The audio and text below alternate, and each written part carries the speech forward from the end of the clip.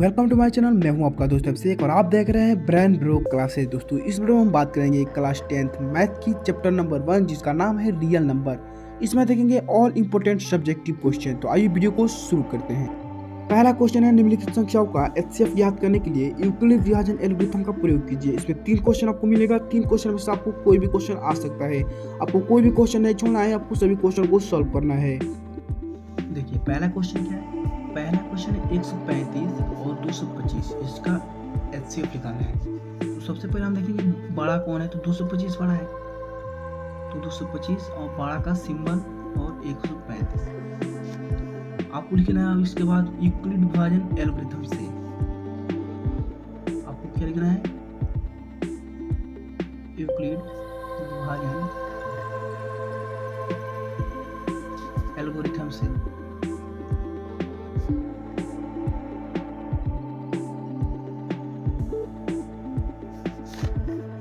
Euclid विभाजन algorithm से क्या होता है, ए बराबर होता है बी क्यू प्लस आर। क्या होता है, ए बराबर बी क्यू प्लस आर। ए क्या है, बी क्या है, तो देखिए सबसे पहले हम इसे भाग देंगे। तो बड़ा वाला को अंदर, छोटा वाला को बाहर।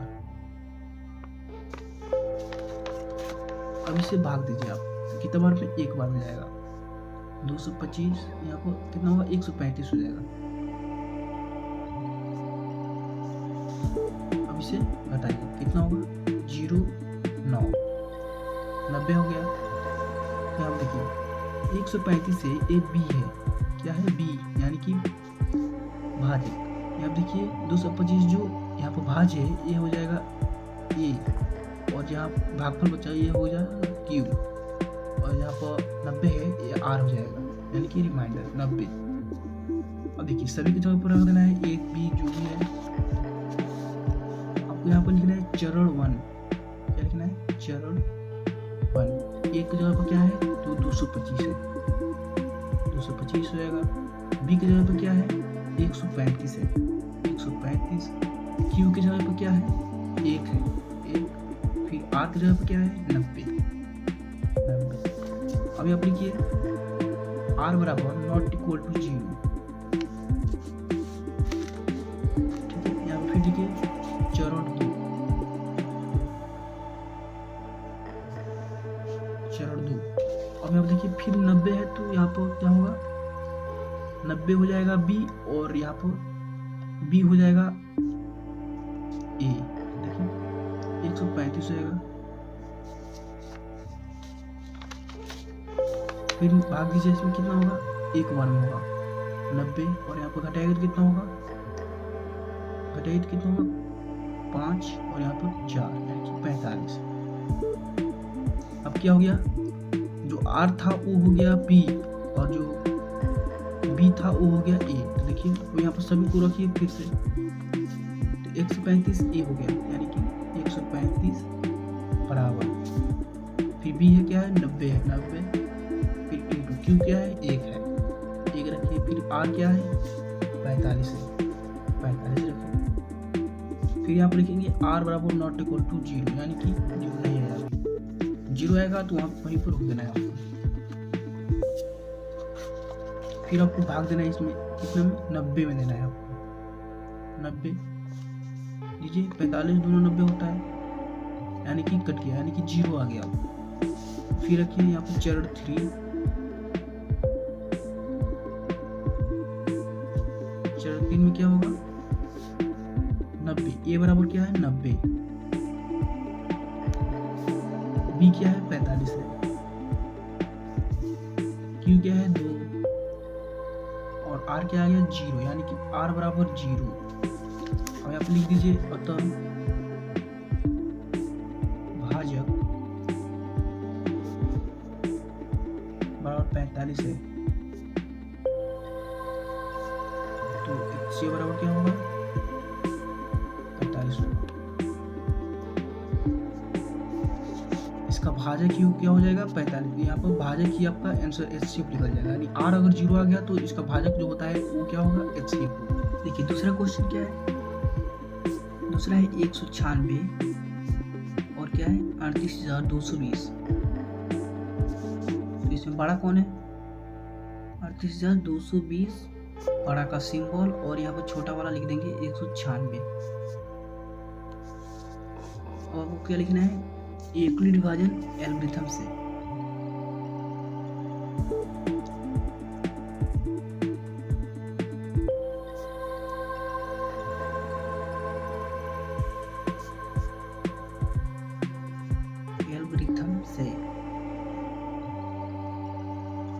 तो यूक्लिड विभाजन एल्गोरिथम से क्या होता है, ए बराबर होता है बी क्यू प्लस आर।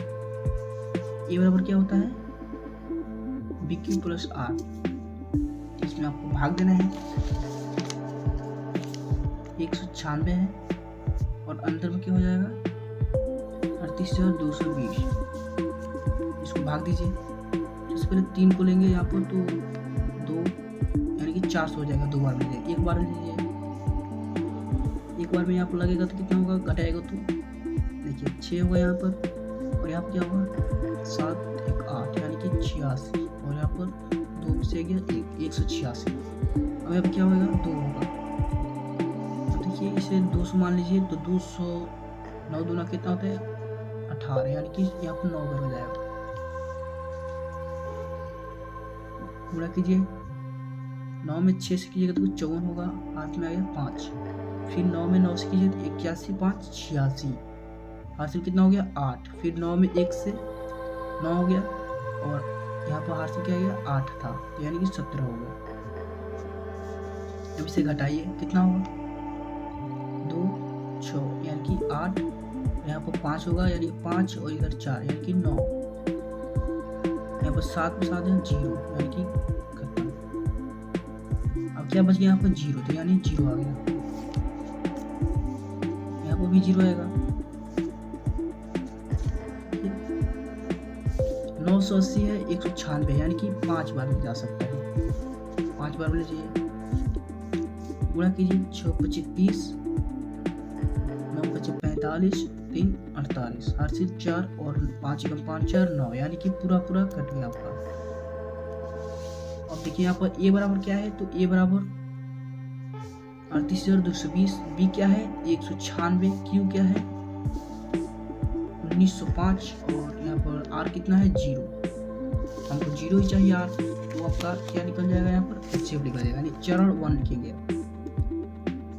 चरण 1 में ए बराबर क्या है, ए बराबर है 38 2 20, बी क्या है 196 है 196, फिर क्यू क्या है 1905, क्या है 1905, और आपका आर कितना है 0। अतः यहाँ पर लिखेंगे आर बराबर 0। अब यहाँ पर लिखिए अतः भाजक बराबर क्या होगा 196 होगा। तो HCF बराबर क्या होगा 196, HCF बराबर क्या होगा 196। आर बराबर अगर 0 होता है तो HCF क्या होता है 196 होता है, यानी कि भाजक जो होता है वही HCF हो जाता है, यानी कि HCF 196 आ जाएगा आपका आंसर। देखिए क्वेश्चन नंबर 3 है 255 और ये क्या है 867। इसमें बड़ा कौन है 867 बड़ा है, बड़ा का सिंबल और 225। अब आपको क्या लिखना है, आपको यूक्लिड विभाजन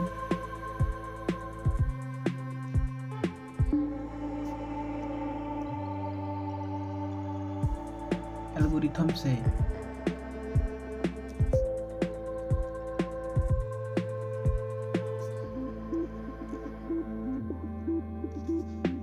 क्या लिखना है आपको, ए बराबर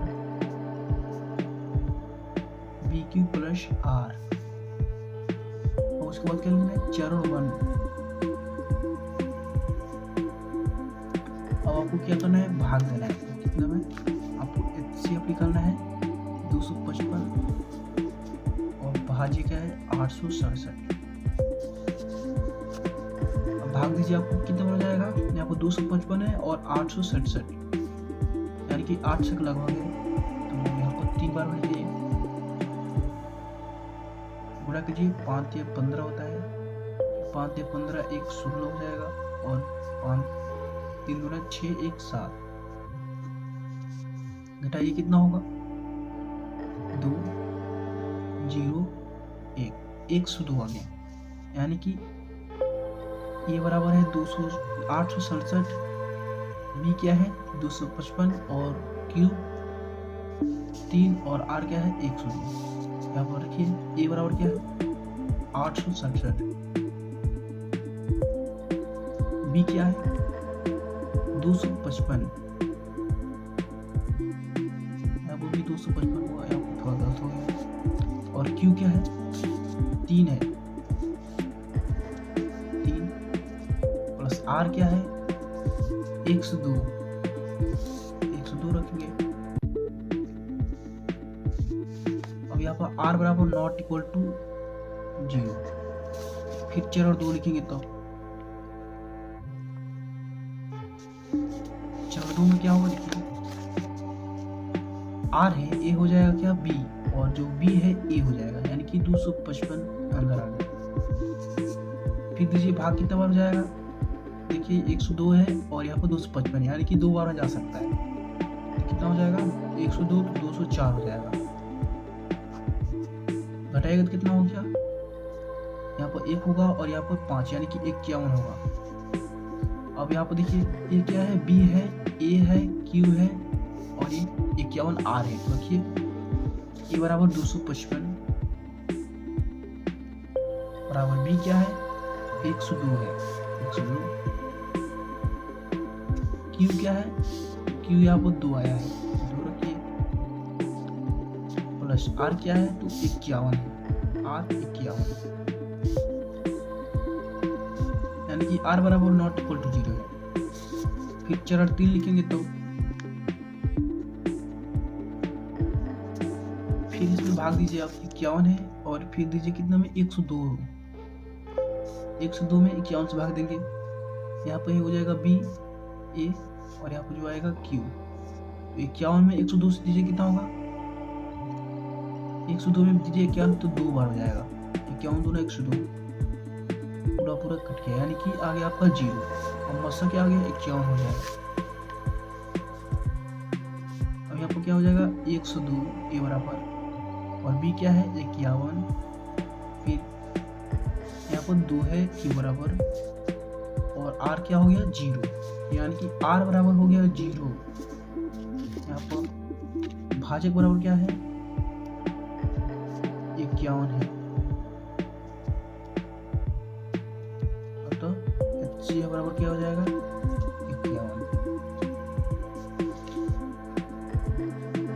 अगला क्वेश्चन है यूक्लिड विभाजन प्रेमिका का प्रयोग करके दर्शाइए कि किसी धनात्मक पूर्णांक का वर्ग किसी पूर्णांक m के लिए 3m या 3m+1 के रूप का होता है। देखिए इसमें सबसे पहले हम मानेंगे ये एक कोई धनात्मक पूर्णांक है। क्या मानेंगे,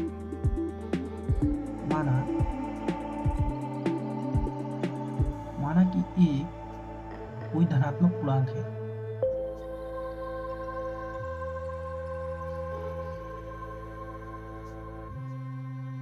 धनात्मक पूर्णांक है।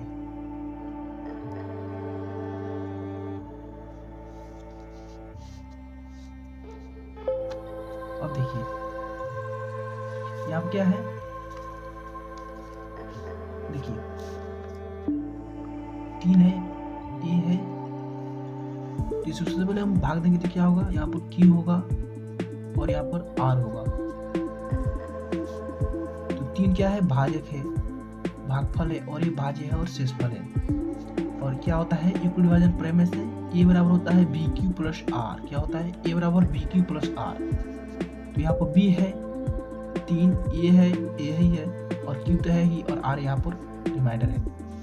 यहाँ पर आर क्या क्या हो सकता है, 0 हो सकता है, 1 हो सकता है, 2 हो सकता है, 3 तो होगा नहीं, 3 होगा तो एक बार और चल जाएगा भाग, इसलिए क्या होगा 0 1 2 3 होगा।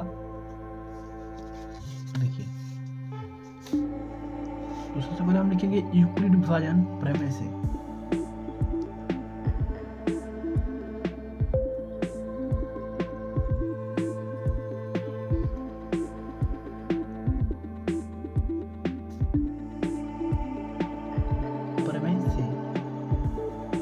यूक्लिड विभाजन प्रमेय में से क्या होता है, ए बराबर बी क्यू प्लस आर, ठीक है। तो ए बराबर ए ही है, बी बराबर क्या है तो 3 है, और क्यू तो कुछ नहीं है तो क्यू रहने दीजिए, और आर कितना है, आर ही है। तो सबसे पहले हम आर बराबर यहाँ पर लिखेंगे, अतः जब आर बराबर 0 हो, देखिए ए बी बराबर कितना है 3q और प्लस आर कितना रखेंगे हम 0 रखेंगे, इस बार हम 0 रख रहे हैं। अब आपका क्वेश्चन है इसको स्क्वायर करने पर, तो स्क्वायर कर दीजिए, इसका ए का स्क्वायर करेंगे तो कितना होगा, ए स्क्वायर प्लस 3q का स्क्वायर कितना होगा, देखिए ए स्क्वायर होगा ये, और इसका स्क्वायर कीजिएगा तो 3 का स्क्वायर 9 और q का स्क्वायर q, यानी 3q स्क्वायर। अब ए है ए स्क्वायर प्लस 9q स्क्वायर है, तो इससे हम क्या करते हैं 3 गुणे 3q स्क्वायर कर देते हैं। अब देखिए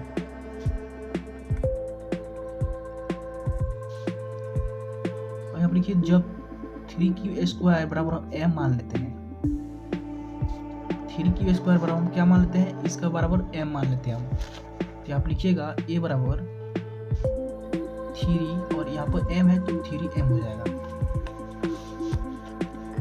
अब देखिए अतः जब हम r बराबर 1 रखे थे, r बराबर 1 हो तो क्या होगा, a बराबर हो जाएगा 3q प्लस 1, फिर इसको स्क्वायर करना है तो a स्क्वायर,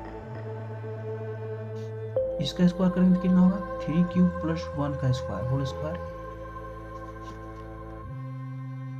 फिर स्क्वायर बराबर क्या होगा, ए स्क्वायर बराबर देखिए ए प्लस बी का होल स्क्वायर है, तो यहाँ पर क्या होगा 3 का स्क्वायर यानी कि 3 का 9 का स्क्वायर, यानी 3 गुणे 3 क्या हो जाएगा 9q स्क्वायर प्लस 1 का स्क्वायर यानी कि 1 ही होगा, प्लस 2ab होता है यानी कि 2 में ab से गुणा करना है, तो यानी 3 गुणा 6q हो जाएगा, और 1 से किया तो 1 इतना ही होगा, 6q स्क्वायर हो जाएगा।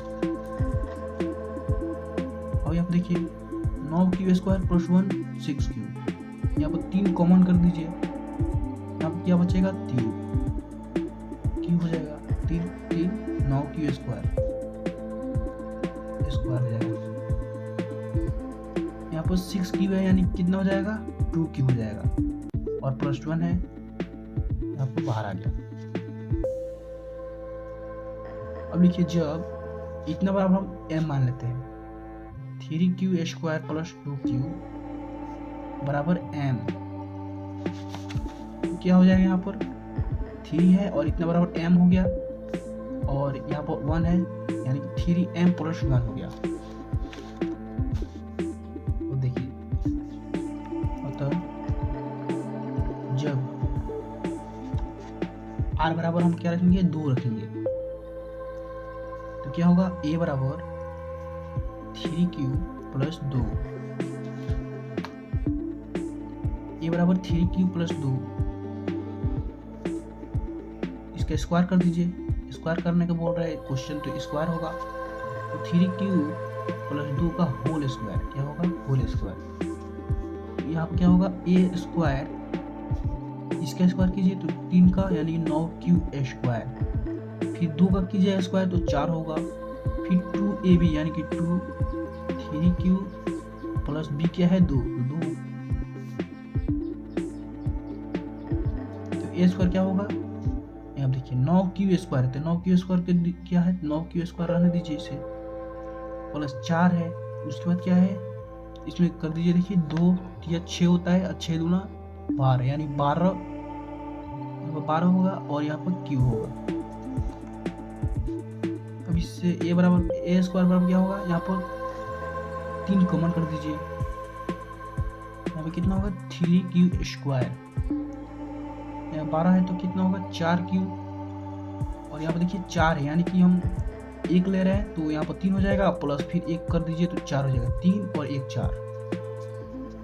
अब क्या हो जाएगा, ए स्क्वायर बराबर, यहाँ पर देखिए जहाँ इतना बराबर हम सभी को m मान लेते हैं, 3k square plus 4q plus 1 बराबर हम क्या करते हैं, m कर दे रहे हैं। तो यहाँ पर देखिए ए स्क्वायर बराबर 3 और इतना बराबर क्या है, m है, और ये 1 क्या है, 1 हो जाएगा, यानी कि ए स्क्वायर प्लस 3m प्लस 1। तो हम लिख देंगे क्या लिखेंगे, आप देखिए लिखेंगे अतः किसी,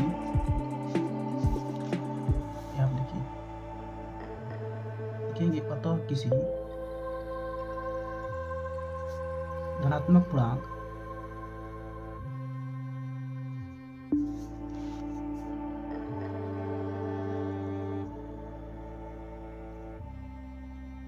किसी धनात्मक पूर्णांक का वर्ग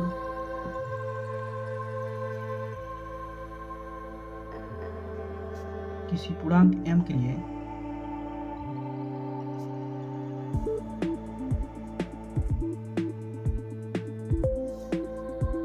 थ्री m और 3m प्लस 1 का रूप होता है।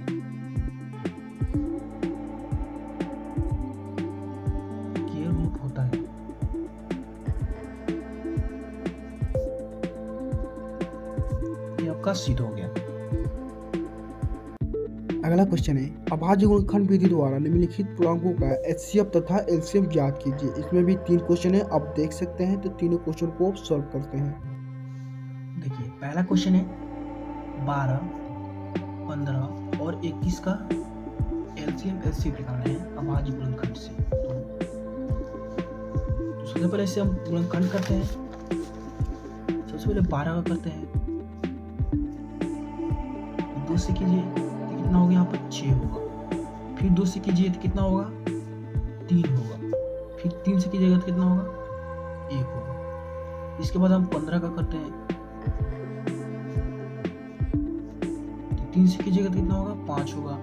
और 5 से कीजिएगा तो कितना होगा, 1 होगा। फिर 21 का 3 से कीजिएगा तो कितना होगा, 7 होगा। और 7 से कीजिएगा तो 1 हो जाएगा। तो अब लिखिए इसे,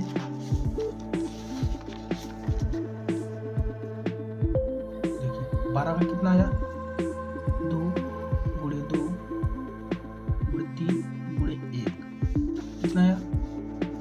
और उसके बाद 15 का, तो 15 बराबर 3 गुणे 5 गुणे 1। फिर 21 का 3 गुणे 7 गुणे 1 इतना है। अब इसका LCM और HCF निकालना है। तो LCM क्या होगा, HCF क्या होगा,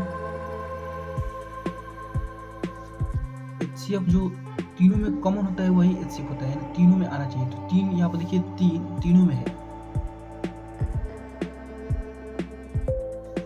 तो यहाँ पर 1 3 आ गया बाहर। फिर अब देखिए कौन सा संख्या तीनों में है, तो कोई संख्या नहीं, एक है, तो 1 को भी यहाँ पर लिख देंगे, यानी कि गुणा 1। अब कोई संख्या नहीं है तो इसे हम गुणा कर देंगे, 3 एकम 3, यानी LCM क्या निकल गया, 3 आ गया।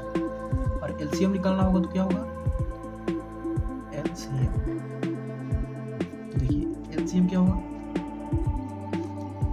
तीनों में जो कॉमन है वो लिखना है 3, फिर 1 भी था तो 1, और फिर गुणा, जो नहीं रहता है उससे भी लिखना है। तो क्या नहीं है, 2 नहीं है, फिर 2 लिखिए, फिर 2 नहीं है तो फिर 2 लिखिए,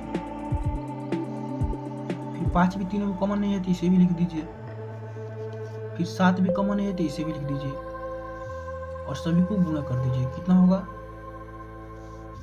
तो गुणा कर दीजिए तो होगा 3 एकम 3, 3 दूना 6, 6 दूना 12, और 12 25 60, और 60 7 कितना होता है, 420। आपका LCM कितना निकल गया, 420, और HCF क्या है, 3। अगला क्वेश्चन क्या है, 2 नंबर में है, देखिए 17 है, 23 है, और एक क्या है, 29 है। इसे भी गुणनखंड कर दीजिए। देखिए क्या है, 17,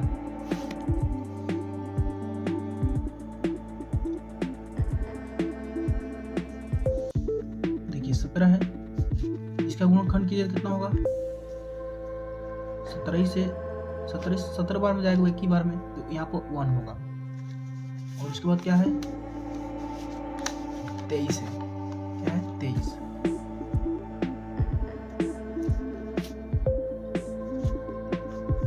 यहाँ पर क्या होगा, 23 बार में जाएगा, यानी कि एक ही होगा।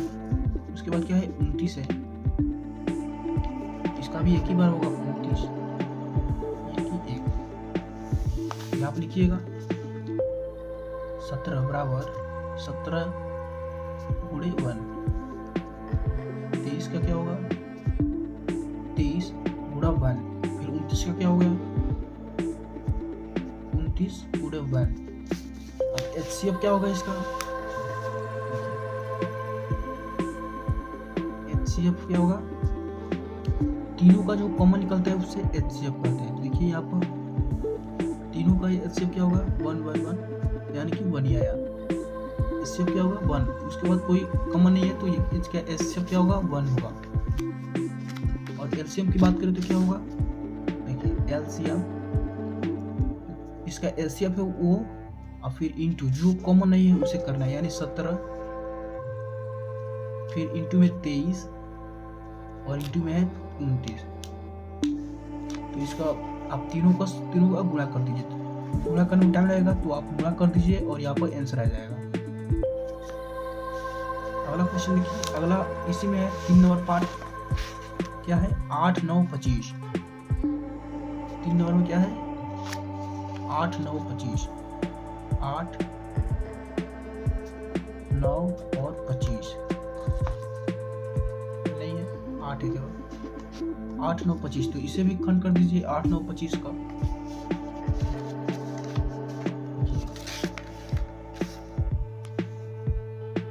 8 का कीजिएगा तो कितना होगा, 2 बार कीजिए तो यहाँ पर 4 होगा, फिर 2 से कर दीजिए तो कितना होगा, 2 होगा, फिर 2 से इसका गुणनखंड कर दीजिएगा तो 1 हो जाएगा। फिर 9 का 3 से कीजिएगा तो 3 होगा, और फिर 3 से कर दीजिएगा तो 1 हो जाएगा।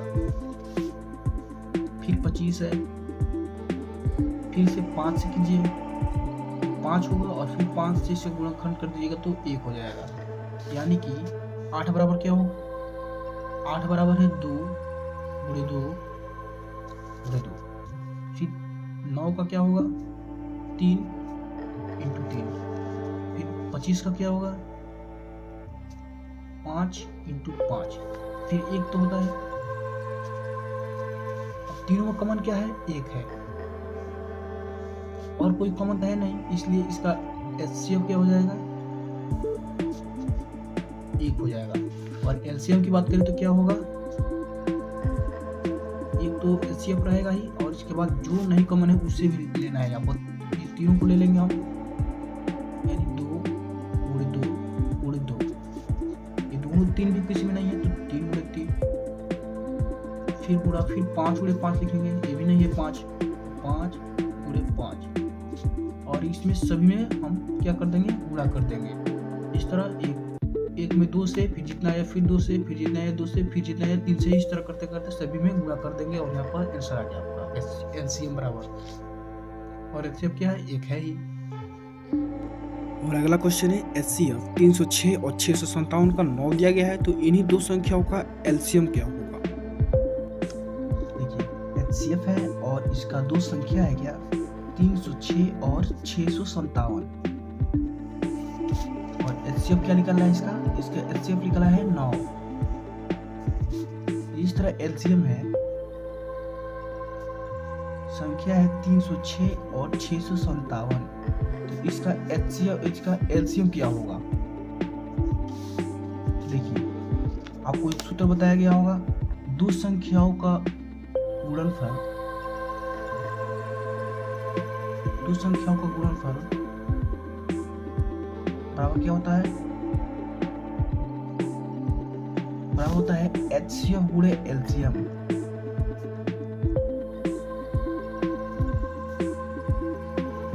तो 306 गुणे 657 आप लिख दीजिए यहाँ पर। दो संख्या है उसका गुणा हो गया, और क्या है HCF क्या दिया गया है 9, और निकालना क्या है LCM, तो LCM हम निकाल देंगे यहाँ से। अब देखिए LCM बराबर क्या हो जाएगा, यहाँ पर गुणा में है 9, इधर आ जाएगा तो भाग में हो जाएगा, यानी कि हम इसे इधर कर दे रहे हैं 306 गुणे 500 657, और यहाँ पर 9 इसके बॉटम आ जाएगा। अब देखिए 9 से इसे काट दीजिए, कितना बार में कटेगा, 27 हो जाएगा, और 3 जाएगा तो क्या होगा 36, यानी 9 चौके 36, यानी 34 गुणे LCM बराबर क्या हो जाएगा 34 गुणा 657। आप इसे गुणा कर दीजिएगा तो आएगा 22 3 38, ये आप गुणा करके देख लीजिएगा 22 3 38 आएगा आंसर। और अगला क्वेश्चन है, क्या किसी प्राकृतिक संख्या n के लिए संख्या 6 के पावर n अंक 0 पर समाप्त हो सकता है? देखिए 6n एक कोई संख्या है, और n क्या है, n एक प्राकृतिक संख्या है। क्या है, प्राकृतिक संख्या। 6n एक कोई संख्या है और n एक प्राकृतिक है, और हमको सिद्ध करना क्या है, इसका इकाई अंक 0 है। तो आइए इसे हम सिद्ध करते हैं। तो हम यहाँ पर लिखेंगे, यदि 6n के इकाई अंक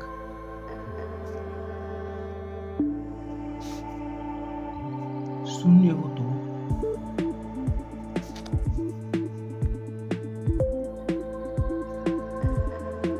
उसका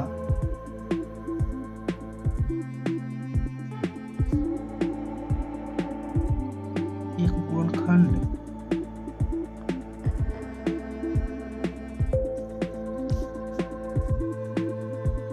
5 अवश्य होगा।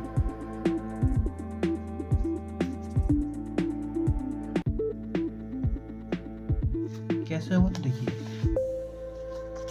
कोई भी संख्या ले लेते हैं जिसके इकाई अंक में शून्य होना चाहिए, यानी हम क्या लेते हैं, मान लीजिए 40 ले लेते हैं, इसे गुणनखंड कीजिए, क्या होगा 2 से कीजिएगा तो यहाँ पर 20 होगा, फिर 2 से कीजिएगा तो यहाँ पर 10 होगा, फिर 2 से गुणनखंड कीजिएगा कितना होगा 5 होगा।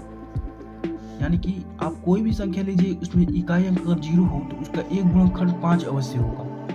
ठीक है, कोई भी संख्या लीजिए उसका 5 एक गुणनखंड जरूर आएगा, तो यही इसमें 5 अवश्य गुणनखंड होगा। फिर लिखेंगे परंतु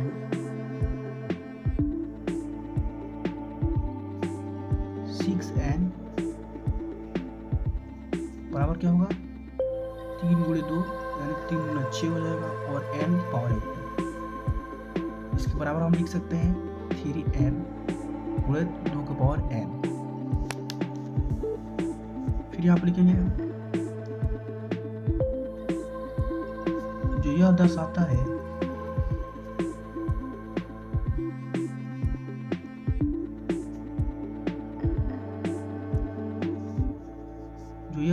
है कि 2 और 3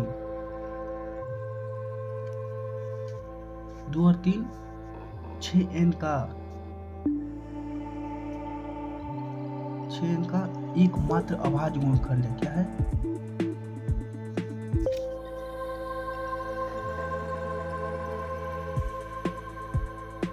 अभाज्य गुणनखंड है।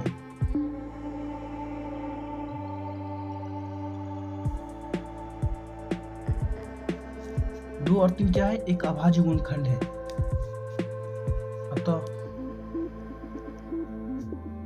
6 के पावर n का इकाई अंक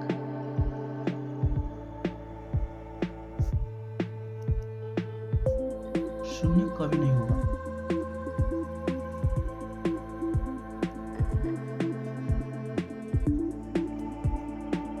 आपका सिद्ध हो गया। और अगला क्वेश्चन है, ज्ञात कीजिए कि 7 गुणा 11 गुणा 13 प्लस 13 और 7 गुणे 6 गुणे 5 गुणे 4 गुणे 3 गुणे 2 गुणे 1 प्लस 5 भाज्य संख्या क्यों है? देखिए दो संख्या दिया गया है, तो क्या दिया गया, देखिए पहली संख्या है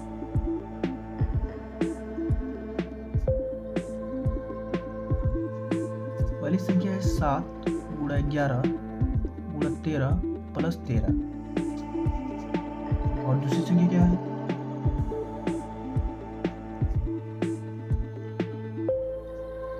दूसरी संख्या है 7 गुणा 6 गुणा 5 गुणा 4 गुणा 3 गुणा 2 गुणा 1 और प्लस है 5।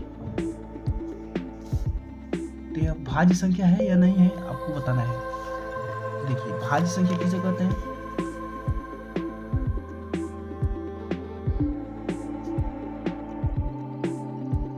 भाज्य संख्या उसे कहते हैं जो एक से कटे और अपने आप से कटे, उसके अलावा भी किसी और संख्या से कटना चाहिए तो भाज्य संख्या होगा। देखिए हम मान लीजिए हम ले लेते हैं 10 या 12 ले लेते हैं। देखिए 12 किससे किससे विभाज्य है? तो देखिए 12 का हम गुणनखंड कहते हैं। 12 का गुणनखंड कीजिएगा आप, 2 से 6 होगा, फिर 6 से 2 से कीजिएगा तो 3 होगा, और फिर 3 से कीजिएगा तो 1 होगा। यानी इसका गुणनखंड 2 गुणा 2 गुणा 3 गुणा 1 और गुणा 12। 12 क्यों? क्योंकि किस संख्या से कट रहा है? तो 12 से कटेगा, 1 से कटेगा, 3 से कटेगा, 2 से कटेगा, फिर 2 से कटेगा। देखिए 1 से कट रहा है और अपने आप से कट रहा है, 1 से कट रहा है और अपने आप से, इसके अलावा भी किसी और संख्या से कट रहा है तो क्या हो जाएगा? ये भाज्य संख्या होगा। इस तरह हम 7 अगर ले लें, इसका एक 7 ले लेते हैं। देखिए इसका क्या होगा? 1 गुणा 7, इसके अलावा किसी संख्या से नहीं कट रहा है, यानी कि 1 से कट रहा है और अपने आप से कट रहा है, तो यह संख्या भाज्य नहीं होगा। इसके अलावा भी किसी और संख्या से कटता तब जाके भाज्य होता। तो इसे समझते हैं। देखिए पहली संख्या क्या है? 7 गुणा 11 गुणा 13 प्लस 13। इतना देखिए संख्या, यह संख्या 1 है, गुणा करने पर एक संख्या आ जाएगा कोई, और यह संख्या 1 है। ठीक है, 2 संख्या है यहाँ पर, तो इसमें हम 13 को कॉमन कर लेते हैं क्योंकि दोनों संख्या में 13 है। 13 को कॉमन कीजिएगा तो कितना होगा? यहाँ पर 7 बचेगा, फिर 11 बचेगा, फिर यहाँ पर 13 निकल गया तो 1 बचेगा, फिर प्लस है प्लस, फिर 13 निकल जाएगा तो क्या बचेगा? 1 बचेगा। देखिए इतना संख्या है, इसके अलावा 13 से विभाज्य हो रहा है तो क्या हो जाएगा? भाज्य संख्या हो जाएगा। क्या हो जाएगा? भाज्य संख्या। क्यों? क्योंकि इतना संख्या से कट रहा है, फिर से 13, इसके अलावा 13 से भी कट जा रहा है तो क्या हो जाएगा? भाज्य संख्या हो जाएगा। फिर दूसरी संख्या इस तरह देखते हैं हम, क्या है? 7 गुणा 6 गुणा 5 गुणा 4 गुणा 3 गुणा 2 गुणा 1 प्लस 5। देखिए दोनों 5 है, एक इसमें भी है और इसमें भी है, ये भी दो संख्या है इसमें। देखिए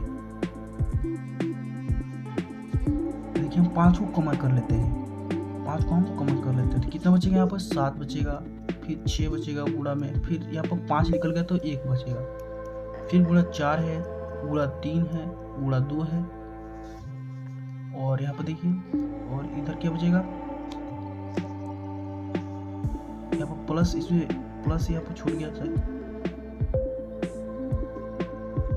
यहाँ पर होगा कॉमन, फिर गुणा 1 है और प्लस यहाँ पर 5 निकल कर क्या बचा? 1 बचा। ये भी देखिए इतना संख्या से कट रहा है, फिर भी यहाँ पर इसके अलावा 5 से भी कट जा रहा है तो क्या हो जाएगा? यहाँ पर भाज्य संख्या हो जाएगा। क्या हो जाएगा? भाज्य संख्या। यहाँ पर हम लिख सकते हैं,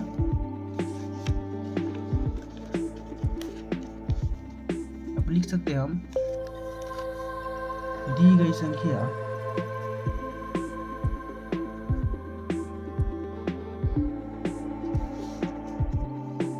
दी गई संख्या 7 गुणे 11 गुणे 13 प्लस 13 और एक क्या संख्या है? 7 गुणे 6 7 गुणे 6 गुणे 5 गुणा 4 गुणा 3 गुणा 2 गुणा 1 प्लस 5 के 2 अभाज्य गुणनखंड, 2 से अधिक गुणनखंड है। क्या? 2 से अधिक गुणनखंड है।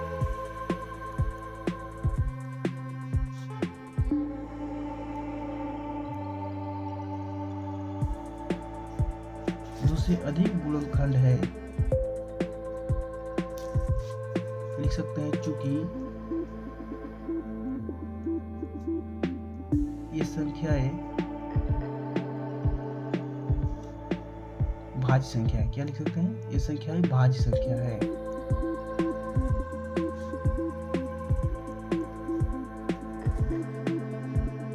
और अगला क्वेश्चन है, सीट कीजिए कि √5 एक अपरिमेय संख्या है और एक 3+2 √5 भी एक अपरिमेय संख्या है, इसे भी सीध करना है। इसमें से कोई भी आ सकता है आपके एग्जाम में।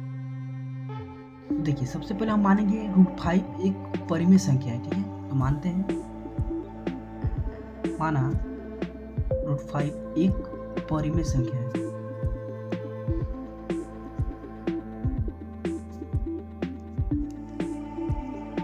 क्या है? परिमेय संख्या।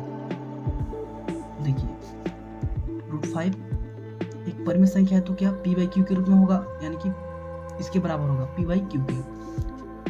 देखिए, q बराबर होता है ≠ 0 होता है, और यहाँ पर हम p/q, p और q क्या है? सहअभाज्य संख्या है। क्या है? सहअभाज्य संख्या। सहअभाज्य संख्या है।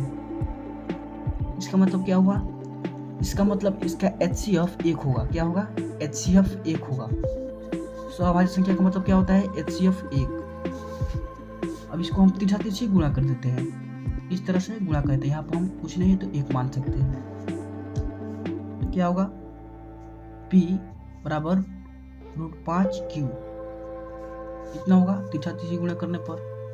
अब दोनों तरफ इसको वर्ग कर लेते हैं। दोनों तरफ वर्ग करने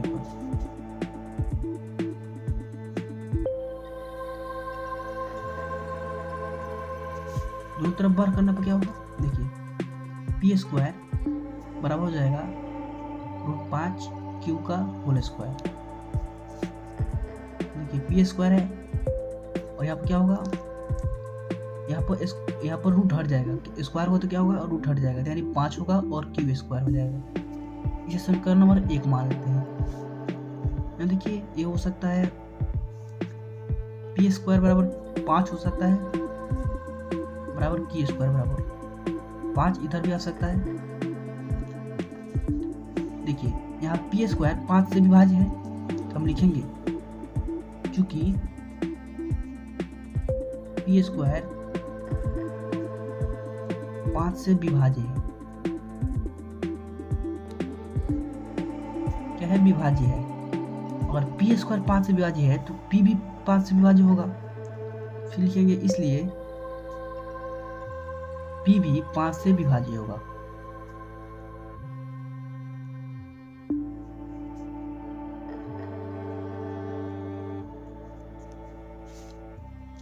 देखिए, अब हम p बराबर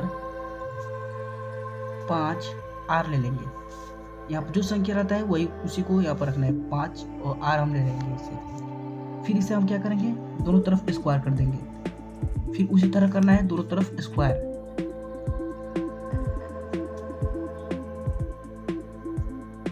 दोनों तरफ वर्ग करने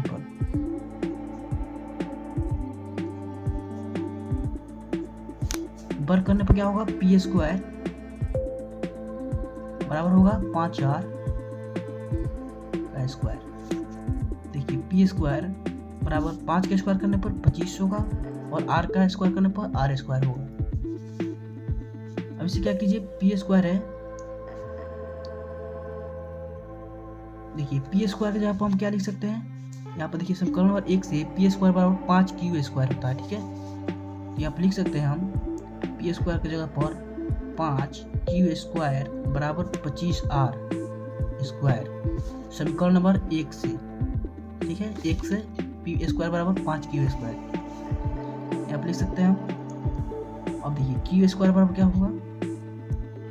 q² बराबर होगा 25/5 और r² है, तो 5 से कट जाएगा तो क्या होगा? 5 होगा, यानी कि q² बराबर होगा 5r²। ठीक है? फिर यहाँ पर देखिए, r² बराबर क्या हो जाता है? q² बाटा में हो जाएगा 5। देखिए, फिर यहाँ पर q² 5 से विभाज्य है तो q भी 5 से विभाज्य होगा, तो हम लिखेंगे। ठीक है, तो आइए लिखते हैं। देखिए,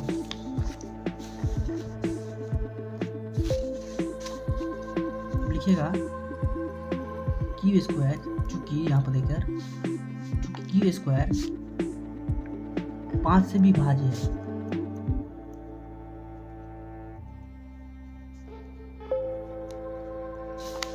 इसलिए क्यू भी 5 से विभाज्य होगा।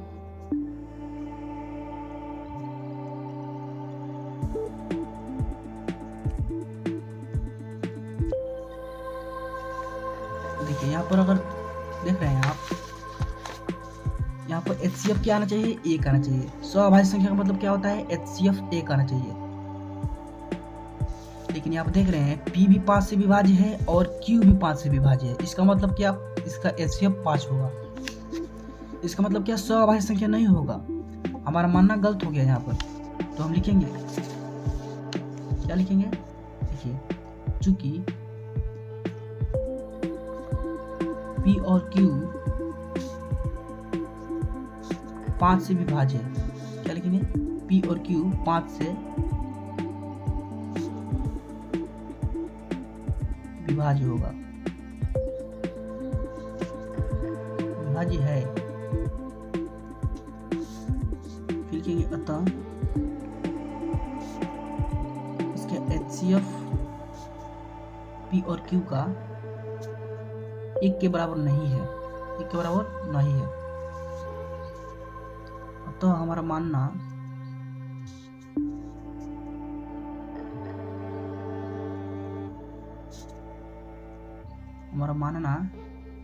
विरोधाभास है। क्या है, विरोधाभास है, यानी कि हमारा मानना गलत हो गया यहाँ पर। अर्थात 5 एक अपरिमेय संख्या है। क्या है, एक अपरिमेय संख्या है।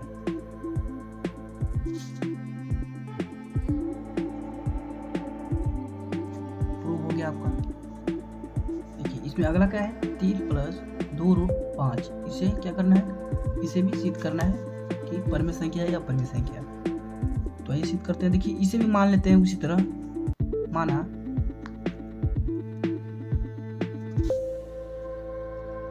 कि 3 + 2√5 एक परिमेय संख्या है।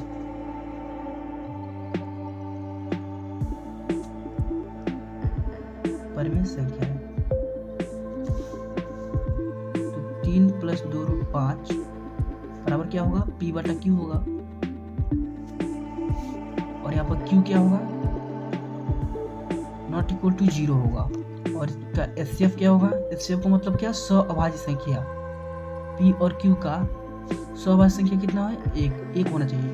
1 का मतलब HCF 1 का मतलब स्वाभाज्य संख्या। देखिए यहाँ पर 3 क्या है, परिमेय संख्या है। 2 क्या है, परिमेय संख्या। √5 अपरिमेय संख्या। अभी सिद्ध किया हम, √5 अपरिमेय संख्या है। तो हम इसे इधर लाते हैं। ठीक है, ये देखिए 2√5 P/Q और माइनस, यहाँ प्लस है तो इधर होगा माइनस, यानी 3।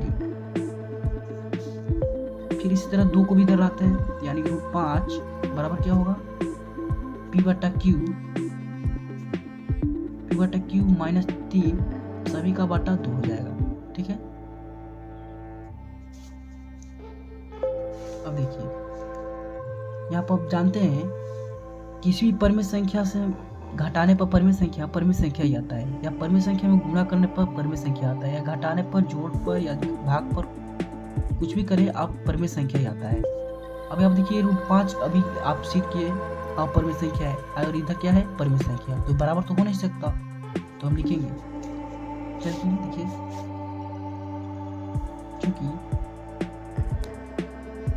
P/Q -3 और सभी का बटा 2 एक परिमेय संख्या है।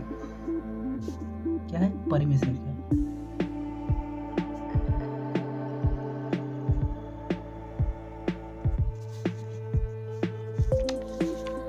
और क्या है, वो हम जानते हैं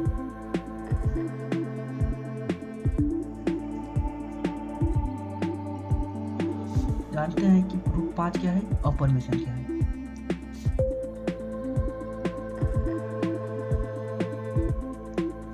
√5 क्या है, अपरिमेय संख्या है।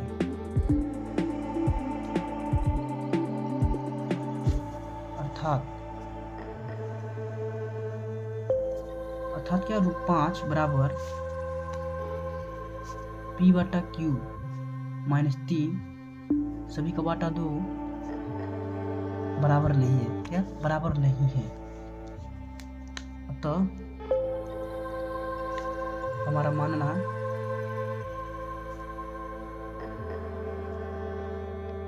विरोधाभास है। क्या है? विरोधाभास है, यानी कि हमारा मानना गलत है कि यह परिमेय संख्या है। फिर लिखेंगे अर्थात 3 + 2 5 एक अपरिमेय संख्या है। क्या है? एक अपरिमेय संख्या है।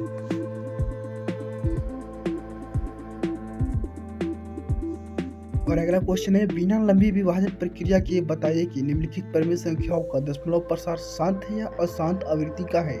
इसमें से इंपॉर्टेंट क्वेश्चन को हम सॉल्व करा देते हैं। देखिए इस क्वेश्चन में क्या है, बिना आपको भाग दिए आपको बताना है यह शांत है या अशांत है। देखिए ये क्या कर रहा है, देखिए मान लीजिए कोई संख्या है 9/5, यानी कि आप 5 से भाग दे रहे हैं 9 में, क्या होगा? 9 में 5 से भाग दे रहे हैं, क्या होगा? यहाँ पर देखिए 1 होगा और यहाँ पर 5 होगा, इधर 4 होगा। फिर आप दशमलव लगाए तो इधर 0 होगा, फिर 8 हो गया, यहाँ पर पूरा हो गया खत्म। यानी कि क्या इसका मतलब क्या, यह पूरा कट गया, इसका मतलब क्या, शांत होगा, यानी शांत है। लेकिन अगर बार बार आता रहता उसका मतलब क्या, अशांत होगा। क्या होगा? अशांत। मान लीजिए 3/2 है, 2/3 है, 2/3 है, तो 2 में भाग दीजिएगा 3 से तो क्या होगा? यहाँ पर 0 दशमलव, यहाँ पर क्या होगा? 0। 3 × 6 = 18 होगा, कितना होगा? 2। फिर 2 आ गया, फिर आप 0 बढ़ाएंगे आप तो फिर वही होगा, फिर 6 18, फिर 2 होगा, इस तरफ फिर 0 बढ़ाएंगे, फिर 18, इस तरह करते करते आप बार बार 2 आता रहेगा, यानी कि बार बार आता रहेगा, कभी रुकेगा नहीं। इसलिए क्या होगा? अशांत होगा। क्या होगा? अशांत। यही इसमें बोल रहा है कि बिना भाग दिए हुए बताना है आपको कि यह शांत है या अशांत है। तो पहला क्वेश्चन क्या है? तो पहला क्वेश्चन देखिए, अब पहला क्वेश्चन है 13/3125 इतना है। तो हम सबसे पहले क्या करेंगे, इसे बिना भाग दिए बनाना है तो सबसे पहले इसका गुणनखंड करेंगे। क्या करेंगे? अभाज्य गुणनखंड करेंगे। देखिए 3125 है, इसका अभाज्य गुणनखंड करेंगे, कितना होगा? 3125 का अभाज्य गुणनखंड, देखिए 5 से विभाज्य होगा, ये कितना होगा? 5 × 6 = 18, और अब देखिए 1 आएगा तो यहाँ पर 2 होगा और यहाँ पर 2 होगा, यानी कि 625 हो जाएगा। ठीक है, फिर 5 से विभाज्य होगा तो कितना होगा? 1 होगा, और फिर 2 होगा और कितना होगा? 5 होगा, 125 होगा। फिर 5 से की जगह तो कितना होगा? 2 होगा, फिर 5 होगा, यानी 25 होगा। फिर 5 से विभाज्य होगा तो कितना होगा? 5 होगा, और फिर 5 हो जाएगा, यानी कि 1 हो जाएगा। तो यहाँ पर कितना होगा? 3 × 2 = 5, यानी कि 13। 5 के पावर कितना होगा? अब देखिए 1 2 3 4 5, यानी 5 के पावर 5 करेगा तो का इतना बड़ा हो जाएगा। इसका मतलब क्या? देखिए यह हर है और यह अंश है। हर में आपको क्या होना चाहिए? हर में 2 के पावर n गुणे 5 के पावर m होना चाहिए। इसका मतलब क्या? या तो 2 के पावर n होना चाहिए, या तो 5 के पावर m होना चाहिए, या दोनों होना चाहिए। इसके अलावा कोई भी अगर अंक आ जाता है तो क्या हो जाएगा? अशांत होगा। अगर केवल 5 के पावर m रहता है तो क्या होगा? शांत होगा। 2 के पावर n रहता है तो क्या होगा? शांत होगा। 2 के पावर n गुणे 5 के पावर m होगा तो क्या होगा? शांत होगा। लेकिन इसके अलावा कोई भी संख्या आता है, इसके अलावा कोई भी संख्या आता है 2 4 3 2 कुछ भी आ जाता है तो क्या होगा? अशांत होगा। तो आप देख रहे हैं 5 के पावर 5 है, इसका मतलब क्या? यह शांत होगा। तो हम लिख सकते हैं, लिखेंगे हम हर का अभाज्य गुणनखंड, हर का अभाज्य गुणनखंड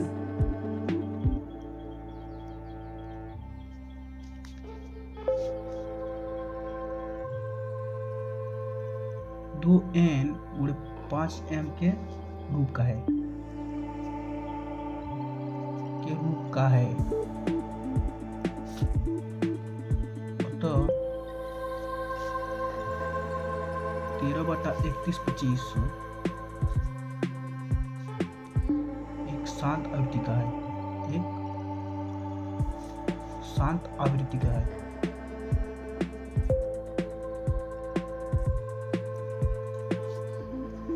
ठीक है, इस तरह दूसरा क्वेश्चन क्या है, 17/8 है। ठीक है, इसको भी हम गुणनखंड करते हैं 8 को, हर वालों को गुणनखंड करना है तो कितना होगा, 2 की जगह तो 4 होगा, फिर 2 की जगह 2 होगा और 2 की जगह तो 1 होगा। इसका मतलब क्या, 2 की पावर n है, यानी 17/2 की पावर 3 क्या है, n हो। देखिए 17/2 की पावर 3 है, इसका मतलब क्या है, ये भी शांत होगा। 2 का पावर 3 आ गया है, इसका मतलब क्या, शांत होगा। तो फिर इस तरह लिख देना है, हर का अभाज्य गुणनखंड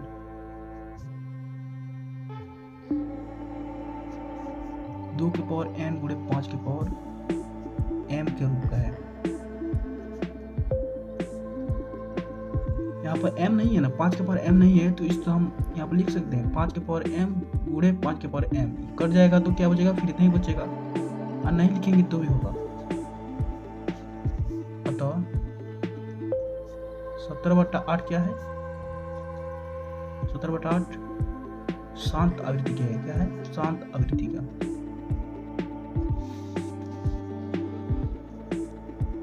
अब एक क्वेश्चन बना दिया, आप सभी क्वेश्चन बना सकते हैं। ठीक है, अगला क्वेश्चन क्या है, देखिए अगला इसी में है 3 नंबर, 64/455।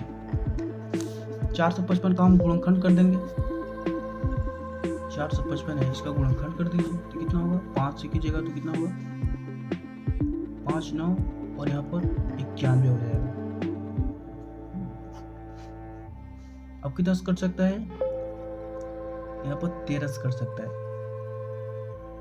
तो कितना होगा, 7 होगा। फिर 7 से कीजिएगा तो कितना होगा, 1 होगा।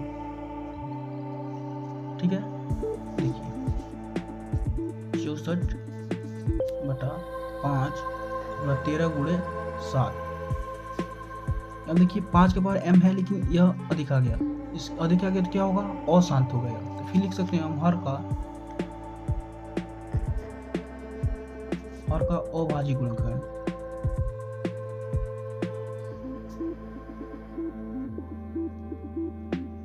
क्या होगा, 2 के पावर n गुणे 5 के पावर m के रूप का नहीं है। क्या, m के रूप का नहीं है, नहीं है। अतः यह अर्थात 64/455 एक अशांत आवृत्ति है।